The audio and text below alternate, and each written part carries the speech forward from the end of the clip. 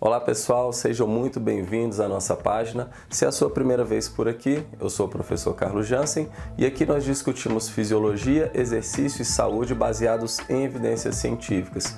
Então, se o tema é do seu interesse, não perca tempo. Se inscreva aqui no nosso canal, me acompanhe nas redes sociais, no Instagram, no Facebook e ative aqui as notificações. Assim, toda vez que eu publicar uma aula nova, você será informado e não vai perder nenhum conteúdo da nossa página.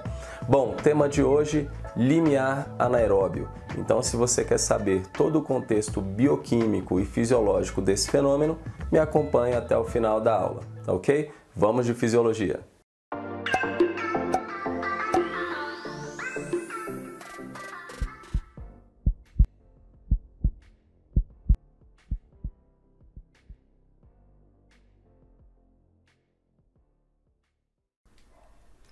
Muito bem, pessoal. Então vamos lá. Limiar anaeróbio.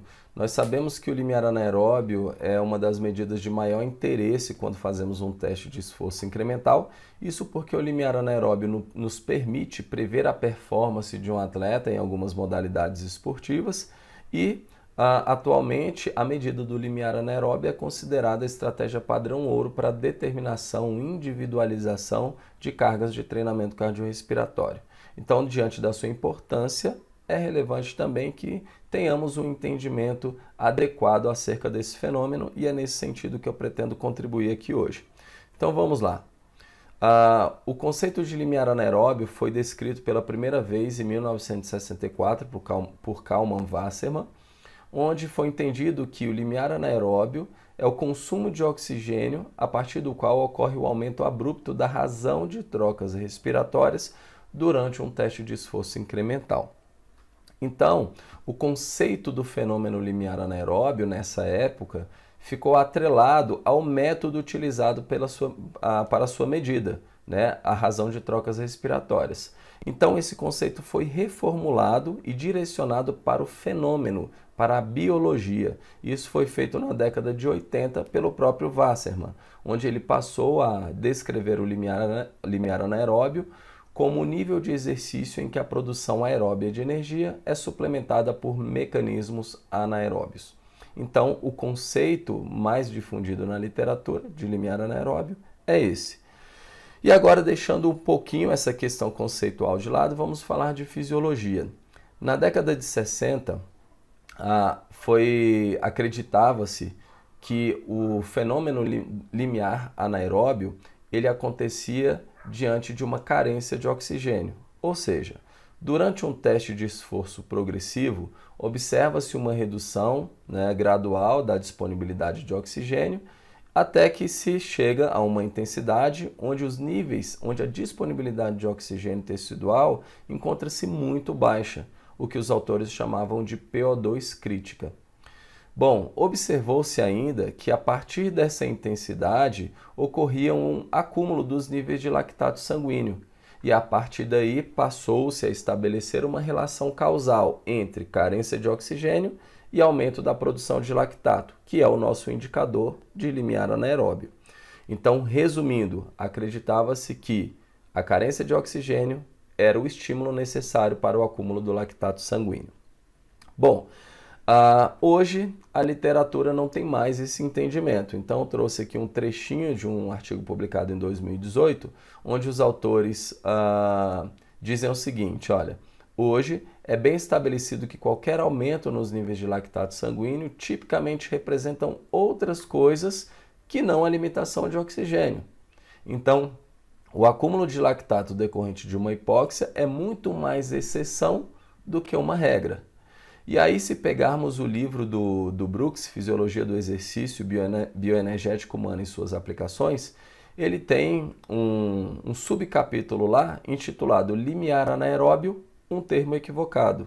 Equivocado por quê? Porque hoje nós já temos o entendimento de que o acúmulo de lactato ele não é decorrente necessariamente de uma hipóxia, uma condição anaeróbia. Bom, Jansen, então se não é a carência de oxigênio que explica o acúmulo de lactato sanguíneo, o nosso indicador de limiar anaeróbio, o que explica esse fenômeno então? Então hoje nós sabemos que o acúmulo de lactato sanguíneo ocorre quando a produção supera a nossa capacidade de remoção e essa maior produção, o aumento da produção de lactato, bem como uma redução no seu potencial de remoção, podem ser explicados por alguns fenômenos. Então vamos lá. Nós sabemos que quando migramos do exercício moderado para o exercício intenso, ocorre um aumento na ativação das fibras do tipo 2. Então são fibras com alto potencial para a glicólise anaeróbia e, consequentemente, para a produção de lactato.